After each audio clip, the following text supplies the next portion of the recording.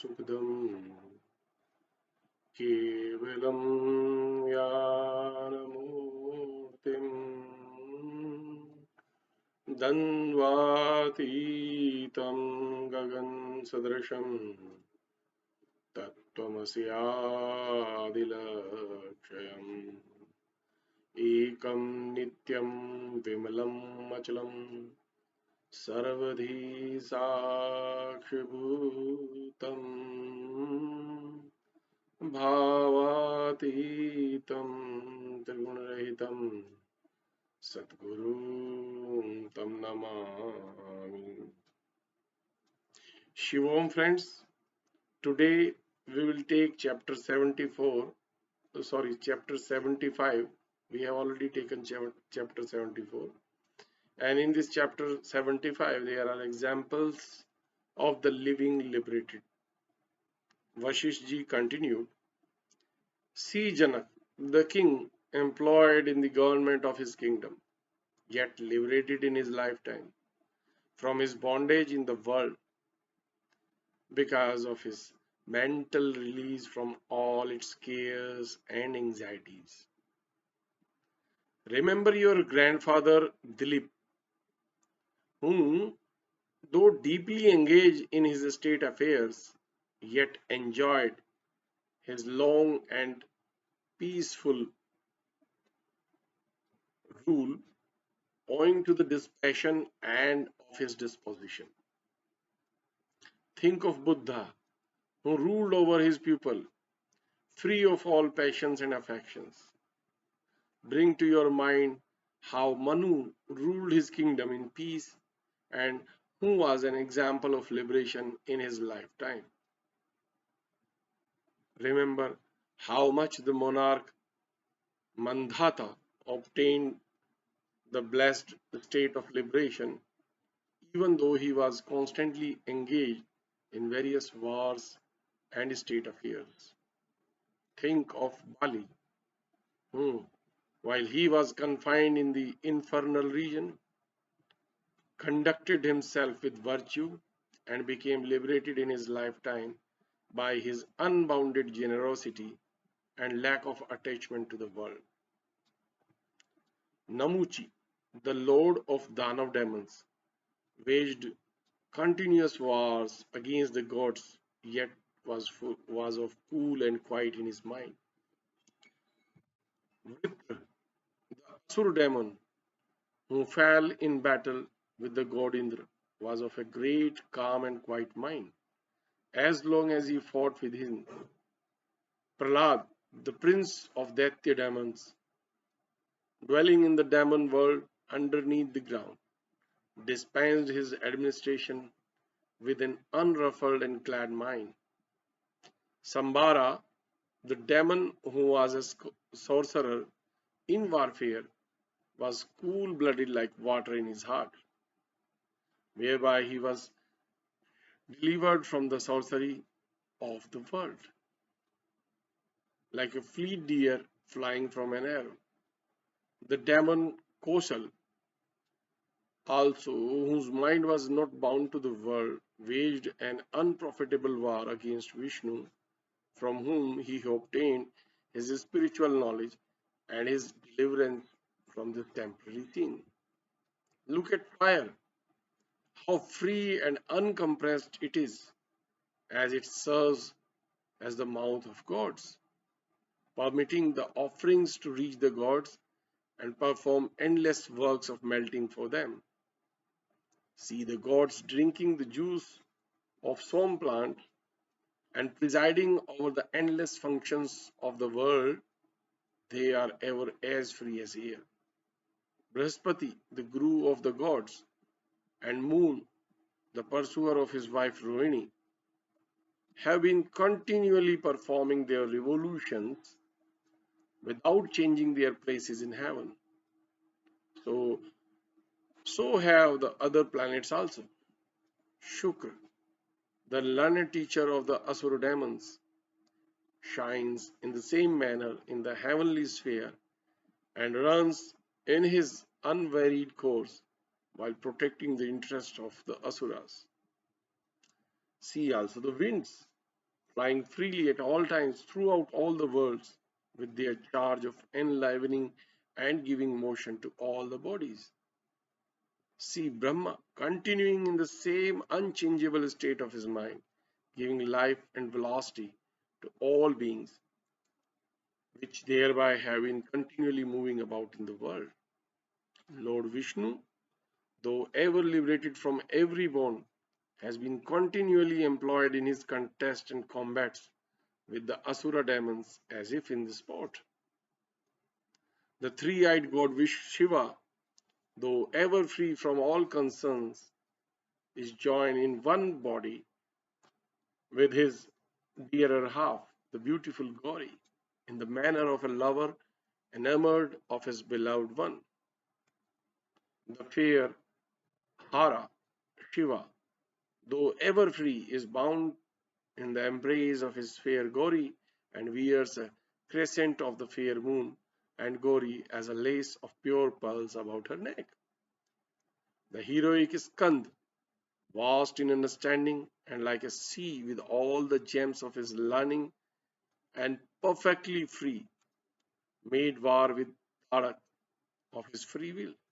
Mark how Bringi, Shiva's attendant, was absorbed in his meditation and thinking himself to be freed from the burden of his body, made a free offering of his blood and flesh to his goddess Gauri.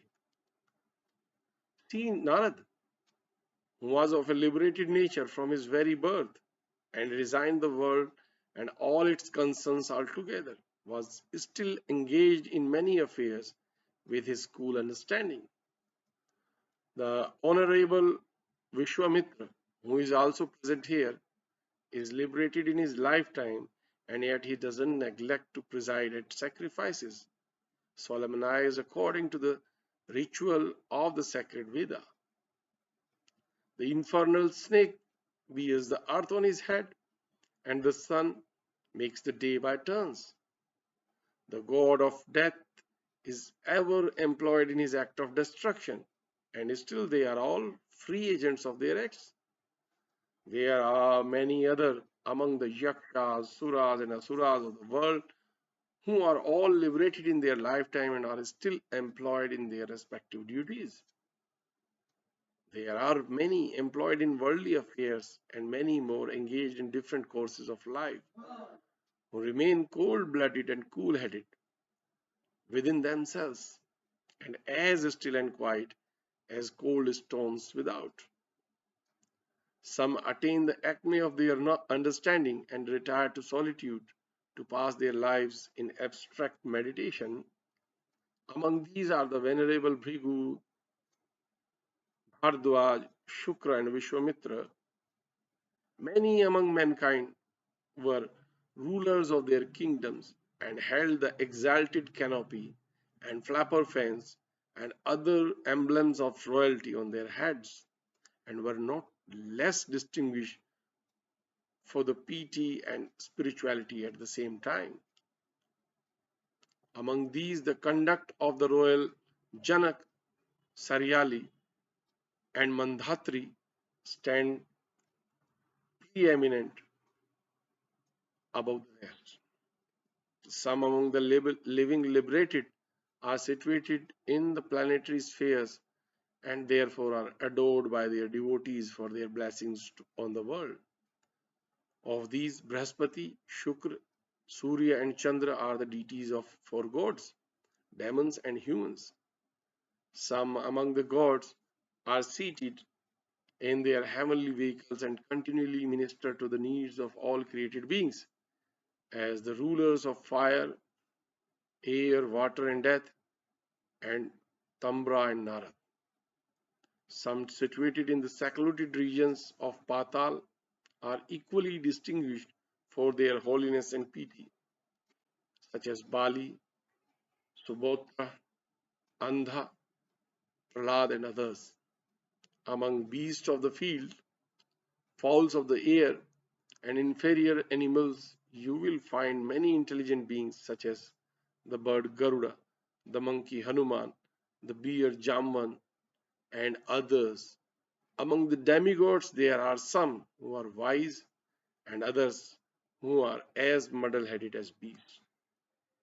Thus, it is possible for the universal soul residing everywhere and at all times the same to show itself in many forms in any being according to its will. It is the multiform law of his eternal decree and the manifold display of his infinite power that invest all things with multiple shapes and diverse capacities as they appear to us. This law of divine decree is the Lord of all and embodies in itself the creative, preservative, and destructive powers under the titles of Brahma, Vishnu, and Shiva. These names are indicative of the intelligent faculties of the universal soul. It is possible for the Supreme Soul to reside in all bodies in any manner it likes. It presides sometimes in the manner of grains of pure gold amidst worthless sands and dust, and at others as the mixture of some base metal in pure gold. Seeing some good connected or resulting from evil, our inclinations would lead us to the evil, were not deterred by fear of the sinfulness of the act and its consequent punishment.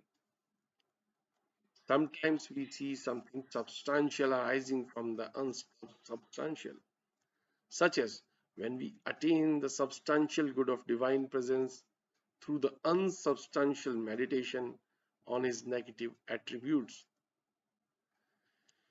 What never existed before comes to existence at some time or place unknown to us, just as the horns of a rabbit, never before seen in nature, are shown to us in a magic play by the black art of sorcery.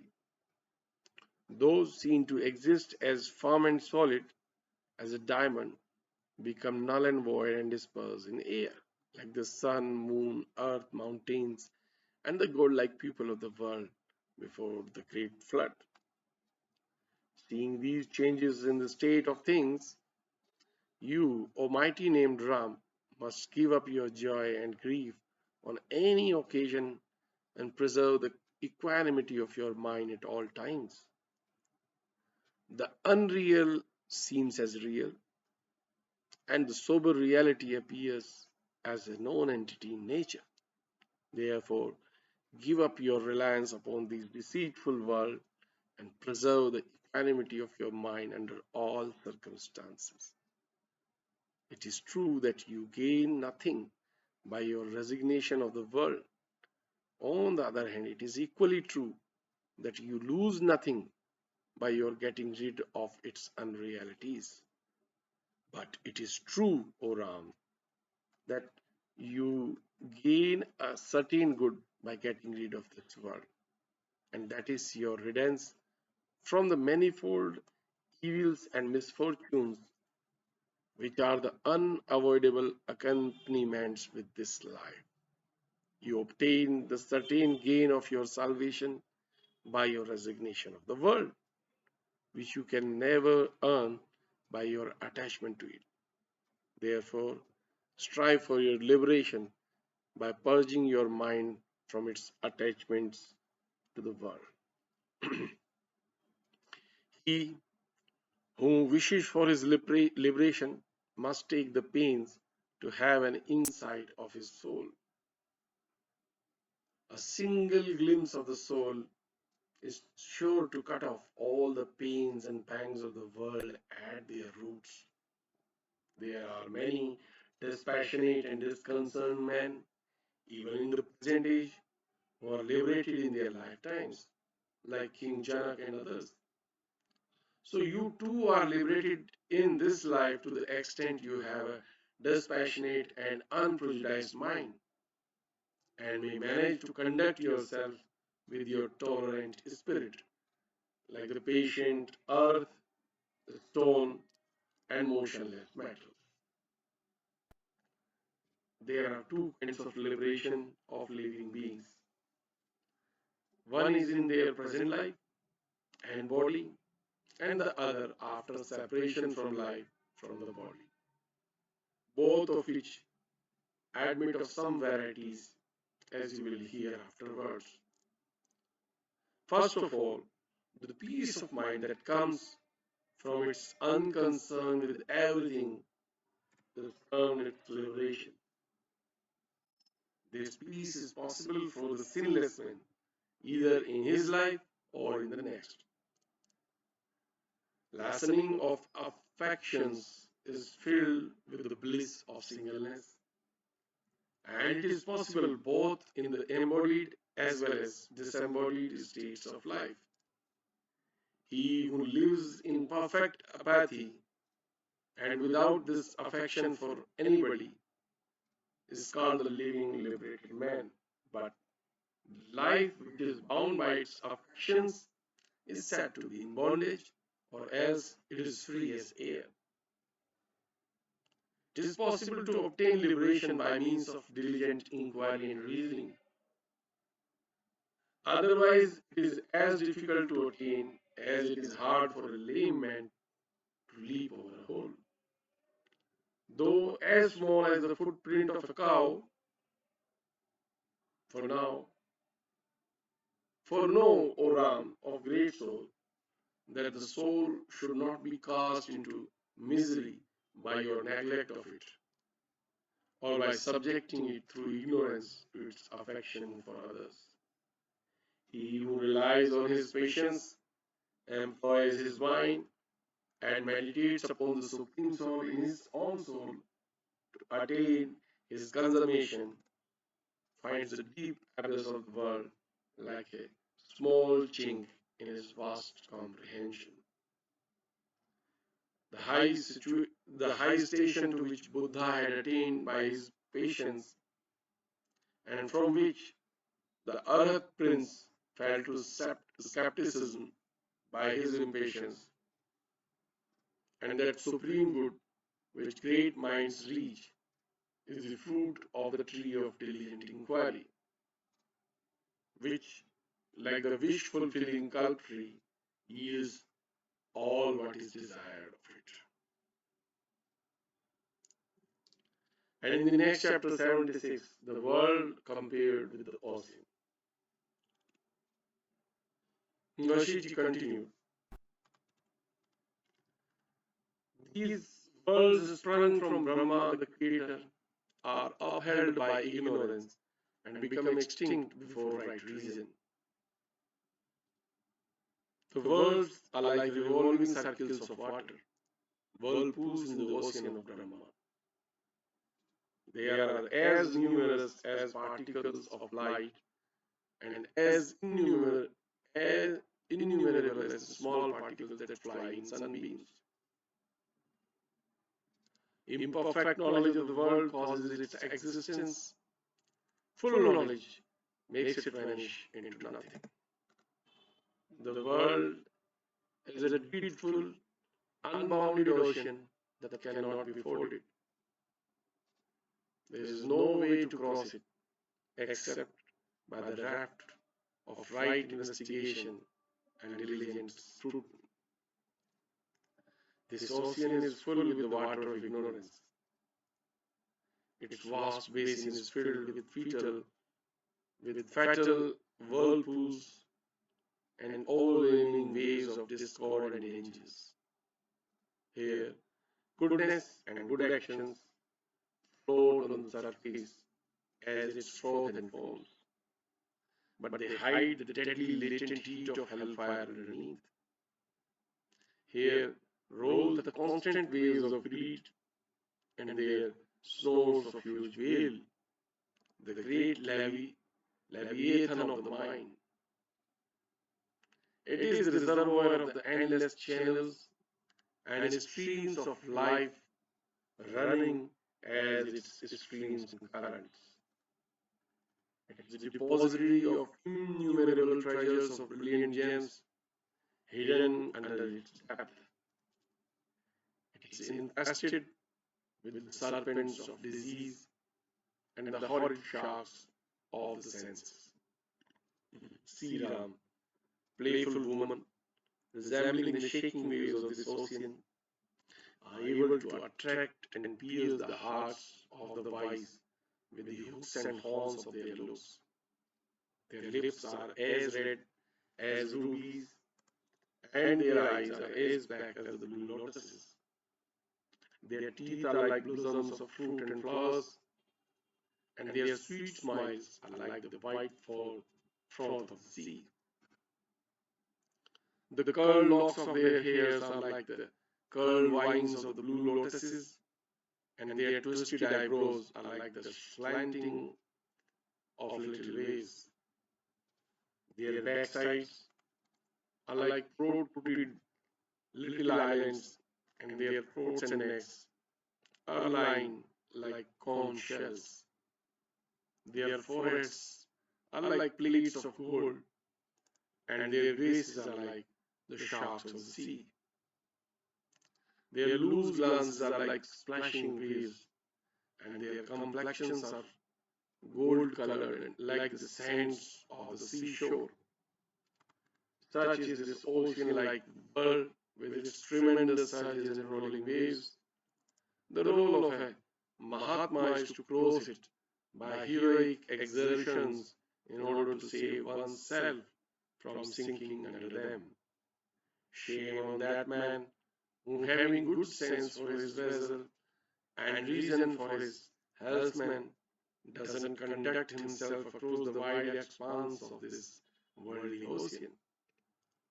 He is reckoned the most brilliant man who measures the immeasurable expanse of this ocean.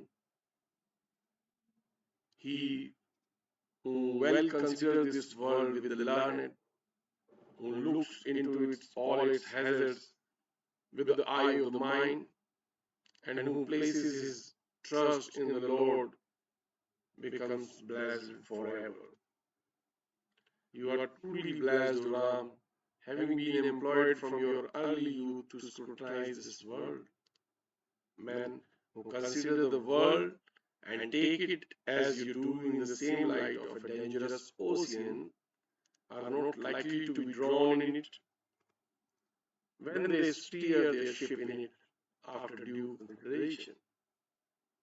The enjoyments of the world are to be duly considered by self-inquiry before one dares to enjoy them. Like ambrosia, before they feed on any other fare, like Garuda enjoying snakes as food. He who considers beforehand the employment in which he should be engaged and the enjoyments he ought to share in this world fares well in his present and future life.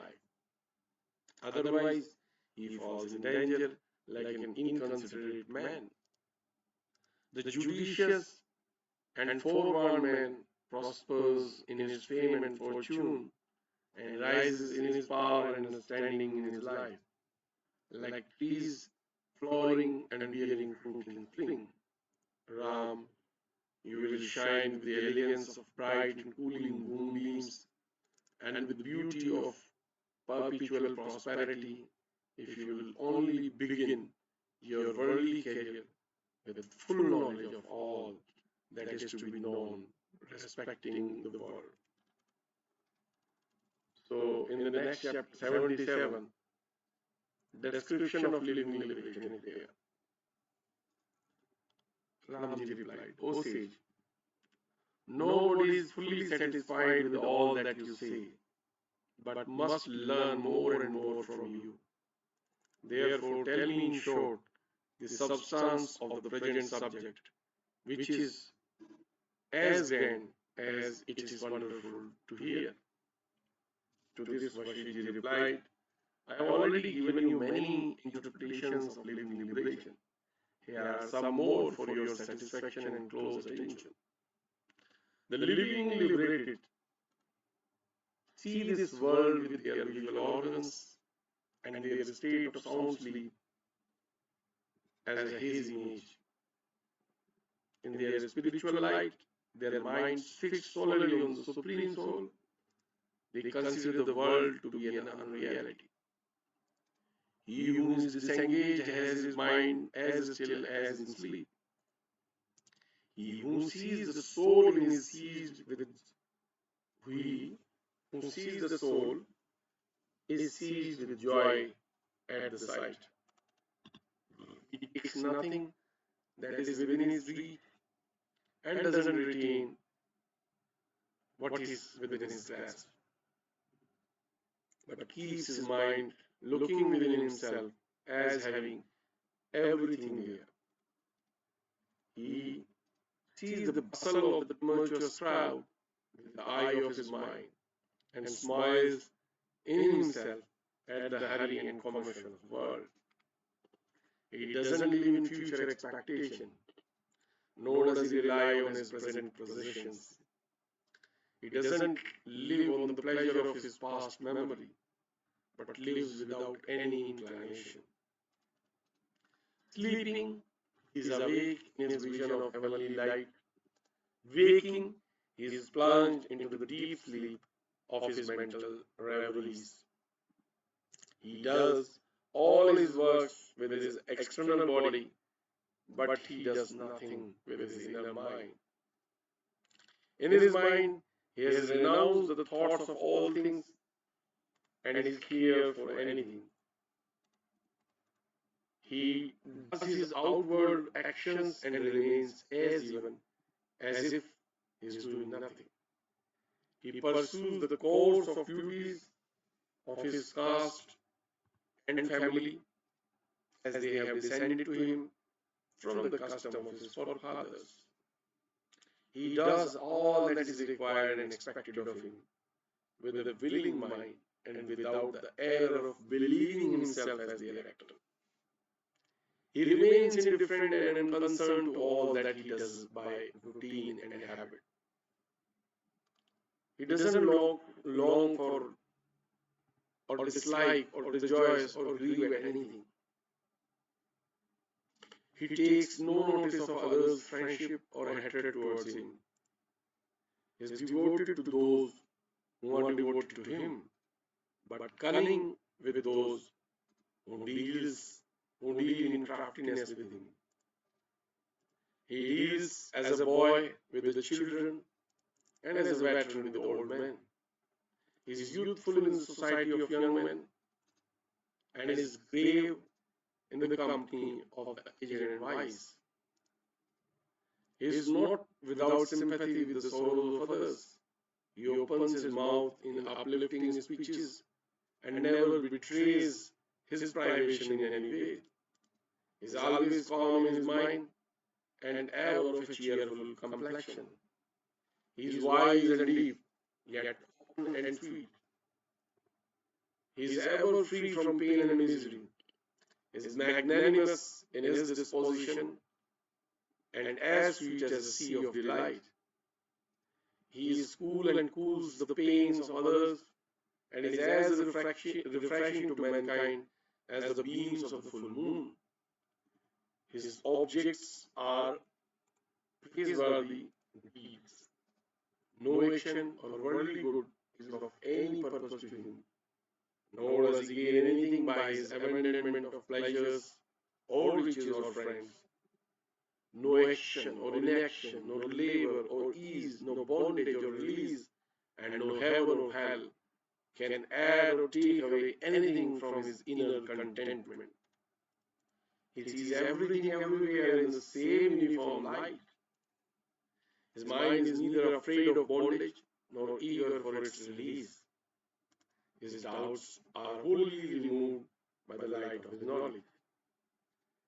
His mind hovers upwards like the fearless eagle of the sky. His mind, free from error and settled in its equanimity, doesn't rise or fall like any heavenly body, but remains unaltered as the high heaven itself.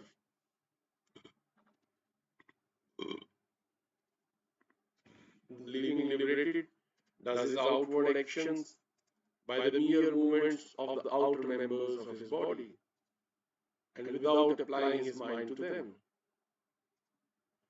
just as a baby sleeping in a cradle spontaneously moves his limbs without any purpose of his mind. A drunk or delirious man does many acts in his state of unsound mind. He never does them with the tension of his mind, so he retains no trace of them in his memory. Children grab or throw away everything without knowing whether it is good or bad for them.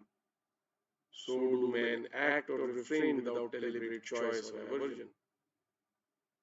A man doing his duty by habit or compulsion is not aware of any pain or pleasure derived from it. An act done by the outer body without the person's attention in the inner mind is reckoned as no act of the actor. It doesn't confer any good or bad result on the person. He doesn't shrink from misery or rejoice at his good fortune. He is not elated at his success or depressed by his failure. He is not dismayed at seeing the sun growing cool and the moon shining warmly over his head. He is not disconcerted by the flame of fire bending downwards or at the course of waters rising upwards. He is neither frightened nor astonished at any wonderful occurrence in nature, because he knows all phenomena of nature are the wonderful appearances of the omnipotent and all intelligent soul. He expresses no need or want, and he has no need of others' favor or kindness. He has no need to recourse to willingness or cunning. He undertakes no shameful act like begging nor does he betray his shamelessness by doing an unworthy action. He is never mean spirited or arrogant in his spirit. He is not elated or depressed in his mind, nor is he sad or sorry or joyful at any time. No passions arise in his pure heart, which is as clear as the autumn sky, and like the clear sky which gives no growth to thorns or thistles. Seeing constant births and deaths of living beings in the course of this world, who would you say is always happy or happy? Froth and foaming bubbles burst in the water, so our lives flash and fly out into eternity. Therefore, who can be called happy anywhere? Is that a state of permanent pleasure or pain? In this world of endless entrance and exists, what being lost or is lost forever? Our sight produces the view, just as our failing sight takes it out of view. The tides of this world are no more than the passing scenes in our nightly dreams, unforeseen of momentary duration and sudden appearance. What cause for joy or sorrow can there be in this wretched world, which is the scene of constant advents and departures? The loss of some good brings sorrow to the sufferer, but what sorrow can assail the self-liberated man who sees nothing as positive good in the ever-changing state of things in this world? Or what use is prosperity or the enjoyment of any pleasure when in the next moment it is succeeded by adversity and pain, embittering life by its harmful effects? Deliverance from pleasure and pain, choice and dislike, desirable and displeasing, and prosperity and adversity contributes to the true joy of man. After you abandon pleasing and unpleasing objects and renounce your desire for enjoyments, you get a cold renunciation which will melt your mind like frost. The mind being weakened, its desires also will be wasted, just as burnt sesame seeds leave no oil behind. By thinking existence as non-existence, the man of great soul gets rid of all his desires and sets himself aloof as in the air, with joyful spirits that know no change. The wise man sits and sleeps and lives always content within himself.